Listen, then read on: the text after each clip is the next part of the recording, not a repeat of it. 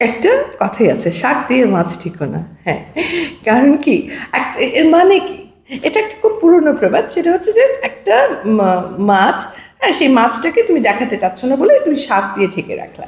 তুমি কিন্তু দেখলা, সবাই দেখলো তোমার শাকটা, হ্যাঁ, উপরে শাক দেখলো, মাছটাকে কি তারা দেখতে পেলো না, তাই না? কিন্তু এই মাছটা কিন্তু যখন পচে যাবে, সেই দুর্গন্ধ আরো ভয়ঙ্কর হবে। এইটাই হচ্ছে কথা। অর্থাৎ মিথ্যা দিয়ে, মিথ্যা দিয়ে আমরা যখন সত্যকে চাপা দিই, সত্য কিন্তু চাপা থাকে না।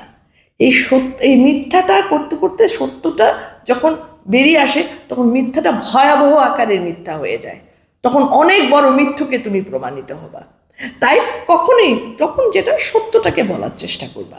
সত্যটা শুনতে খারাপ শোনাবে, সত্যটা ওই মুহূর্তের জন্য কারো হয়তো বা একটু ততমত খেয়ে যাবে, সবই ঠিক আছে, কিন্তু এই সত্যটা, যেই সত্যটা তোমাকে মিথ্যা দিয়ে ঢাকতে হবে, সেই মিথ্যা একটা সময় ভয়াবহতায় যাবে। তুমি দেখা যাবে যে তখন আর কেউ তোমাকে নিতে পারছে না, গ্রহণযোগ্যতা হারিয়ে ফেলছো। এবং দেখা গেল যে এই মিথ্যা থেকে আরো 10টা মিথ্যা তোমার উপরে এসে চাপ দিয়ে বসলো, এবং পরবর্তীতে এই মিথ্যার মধ্যে তোমাকে ডুবে যেতে হবে। কি দরকার?